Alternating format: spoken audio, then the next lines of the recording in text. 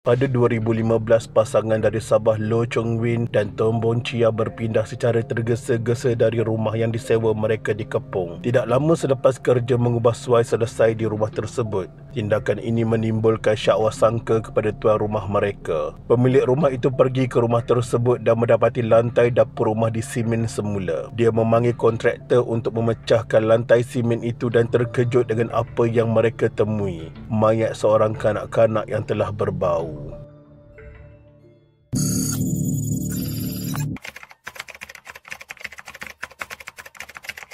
Pada 29 Mei 2015, polis menemui satu mayat di simen dan mereput yang berbalut kain di lantai dapur sebuah rumah teres di Taman Usaha Jaya Kepong. Mayat itu ditemui susulan kontraktor yang sedang mengubah suai rumah berkenaan. Memecahkan simen dapur itu berikutan terhidu bau busuk.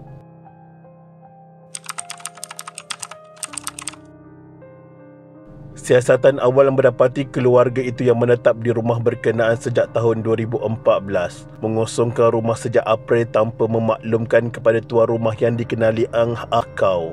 Pemilik rumah tersebut beberapa kali menghubungi penyewa berkenaan yang tidak membayar sewa, namun gagal dikesan. Menurut jiran suspek, mendakwa sering mendengar penyewa lelaki terbabit memukul anak-anaknya sebelum menghilangkan diri bersama keluarganya. Jirannya Teng Han, 64 tahun, berkata dia tidak berdaya untuk berbuat apa-apa apabila sering mendengar anak-anak penyewa itu menjerit kesakitan akibat dipukul oleh bapa mereka. Dia sering melihat 3 daripada 4 anaknya balik dari sekolah, namun kesemua anaknya termasuk ibu bapa mereka tidak pernah bertegur sapa dengan jiran-jiran. Teng berkata dia sering terserempak dengan penyewa rumah itu yang kelihatan sangat bengis dan sentiasa mengelak daripada bertembung dengan jiran. Walaupun hampir 8 bulan mereka menyewa, dia langsung tidak mengenali keluarga itu.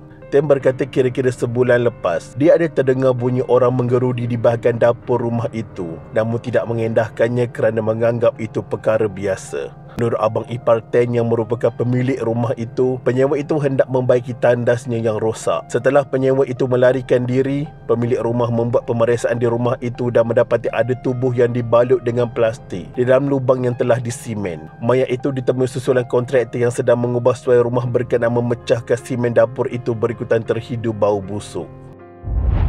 Seorang lagi jiran, Azizah Syafi'i, 63 tahun, menyifatkan penyewa yang tinggal berhadapan rumahnya itu berperangai pelik dan mencurigakan. Menurutnya, apabila jirannya itu tiba di rumah, dia tidak terus memakikan kereta jenis Nissan Almira-nya. Sebaliknya akan mengelilingi kawasan taman itu beberapa kali bagi mengelak dirinya dikenali oleh jiran. Dia juga mempunyai tatu berwarna pada bahagian lengannya. Azizah berkata isteri penyewa itu juga sering dilihat menghisap rokok di halaman rumah, namun tidak pernah menegur jiran-jiran.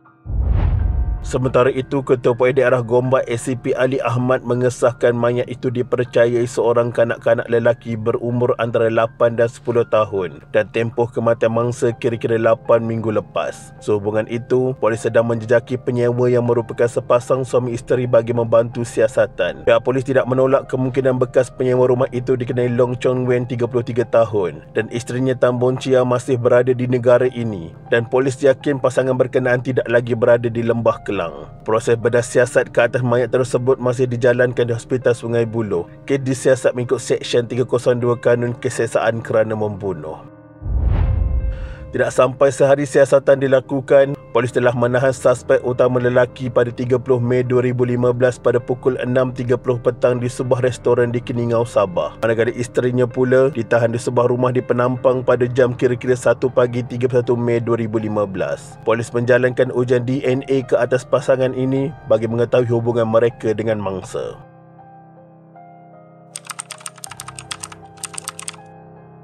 Pada 12 Jun 2015, Mahkamah Magistrate Jenayah Selayar mengarahkan wanita yang terlibat dalam jenayah ini untuk menjalani pemeriksaan psikiatri sebelum prosedur mahkamah diteruskan. Tang Bon Chia dituduh atas kesalahan melupuskan barang kes dengan cara menanam mayat mangsa bagi melindungi suaminya Long Chin Weng daripada dikenakan tindakan undang-undang. Jika disabitkan kesalahan, Tan boleh dihukum di bawah Seksyen 201 Kanun Kesesaan, iaitu hukuman penjara sehingga 7 tahun dan juga boleh dikenakan denda.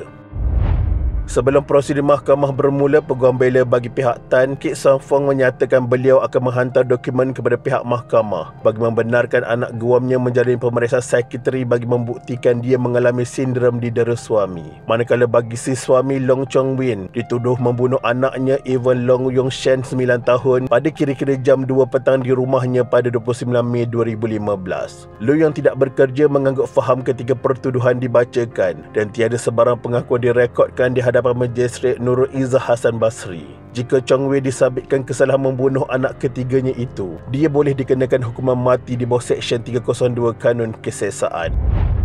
Pada 14 Julai 2015, Mahkamah Magistrate Selayang diberitahu bahawa suspek wanita adalah waras dan layak dibicarakan atas pertuduhan yang dihadapinya. Timbalan Pendakwa Raya Sharifah Zulia Balqis Said Agil berkata, berdasarkan laporan psikiatri yang dikeluarkan Hospital Tanjung Rambutan Perak, Tan Boon Chia layak dibicarakan atas pertuduhan cuba melupuskan mayat. Bagaimanapun, peguam Kit Song Fong yang mewakili tertuduh berkata laporan yang dikeluarkan hospital itu tidak menyatakan secara terperinci sama ada tertuduh mengalami sindrom didera suami. Sehubungan itu, Fong memohon mahkamah mengeluarkan surat kepada hospital bagi mendapatkan laporan lebih terperinci. Magistrate Nurliana Ismail membenarkan permohonan peguam dan akan menghubungi Hospital Bahagia untuk membuat pemeriksaan semula terhadap tertuduh.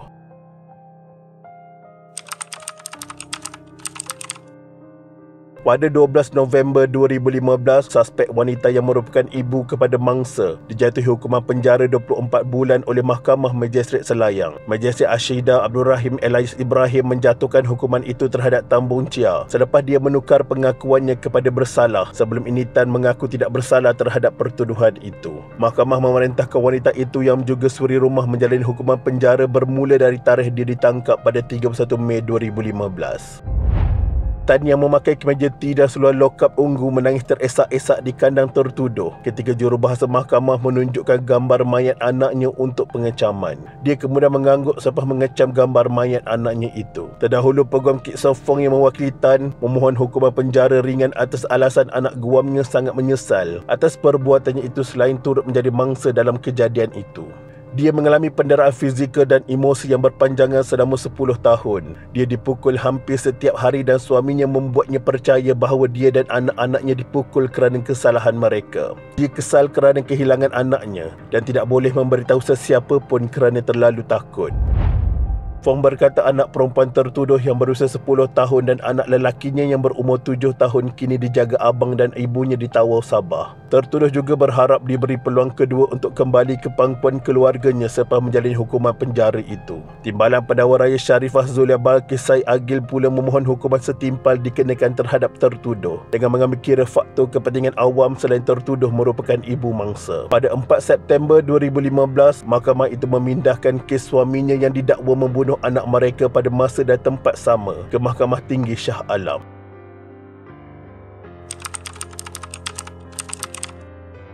Kes ini dibicarakan selama 2 tahun dengan 17 saksi dipanggil memberi keterangan. Pada 2018, Hakim Mahkamah Tinggi Ghazali Cham membebaskan Lo Chong Wei selepas memutuskan pihak pendakwaan gagal membuktikan kesnya. Beliau berkata pihak pendakwaan gagal memanggil saksi material seperti Tan dan anaknya yang lain serta ahli kimia yang menjalankan ujian DNA untuk membuktikan hubungan pasangan itu dengan mayat kanak-kanak lelaki yang ditanam itu. Mahkamah mengurangkan tuduhan bunuh Lo Chong Wei kepada melupuskan barangan kes. Sama seperti tuduhan terhadap isterinya, Lo mengaku bersalah dan dijatuhi hukuman penjara 5 tahun dari tarikh dia ditangkap pada 30 Mei 2015. Peguam Lo Chong Wei dikenali sebagai Mak Kah Kiong berkata, keterangan yang dikemukakan semasa perbicaraan tidak cukup untuk mengaitkan anak guamnya dengan kematian Yong Shen. Menurut Mak, wujud kelompongan dalam kes pendakwaan seperti dakwaan mereka bahawa Lo memukul budak itu sehingga mati. Tiada keterangan dikemukakan semasa perbicaraan menunjukkan budak itu dipukul, malah struktur tulangnya masih utuh ketika dibedah siasat.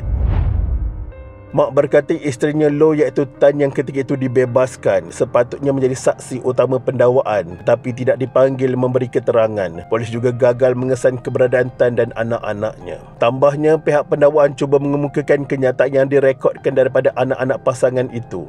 Tetapi pihak pembelaan membantah atas alasan ia tidak memenuhi syarat undang-undang. Kenyataan dua daripada anak-anak itu dirakam menerusi rakan keluarga itu yang diterjemah dari dialek tempatan Sabah kepada bahasa Melayu. Hanya anak sulung pasangan itu bercakap dalam bahasa Melayu kepada pegawai polis yang merakam kenyataannya. Beliau berkata kedua-dua rakan keluarga dan pegawai polis yang merakam kenyataan tersebut tidak dipanggil memberi keterangan, dan ini menjadi kepincangan besar bagi kes pendakwaan. Satu lagi kepincangan yang dinyatakan mak ialah kegagalan pegawai penyiasat mengenal pasti mayat Yong Sheng. 7 tahun selepas mayat Yong Sheng ditemui dan dengan keputusan Mahkamah Tinggi bahawa tiada keterangan mengaitkan Low dengan kematian anak lelakinya, persoalan tentang apa yang sebenarnya berlaku masih tidak terjawab. Maka mahkamah memutuskan untuk melepaskan Low daripada hukuman membunuh anaknya kepada hukuman yang lebih ringan, iaitu melupuskan barang bukti. Sedih, cukup sedih. Semuanya sudah di depan mata, namun kerana kelemahan penyiasatan, maka mahkamah terpaksa melepaskan suspek. Ketidakcekapan dalam mengendalikan kes akhirnya membiarkan pembunuh berdarah dingin ini bebas dan ketawa di sebalik tirai besi. Mahu salahkan siapa? Berasa kati dibawa ke kota, penat digalas, penuh lelah. Sudah bukti jenayah depan mata, kerana malas tiada yang salah. Sekian, terima kasih.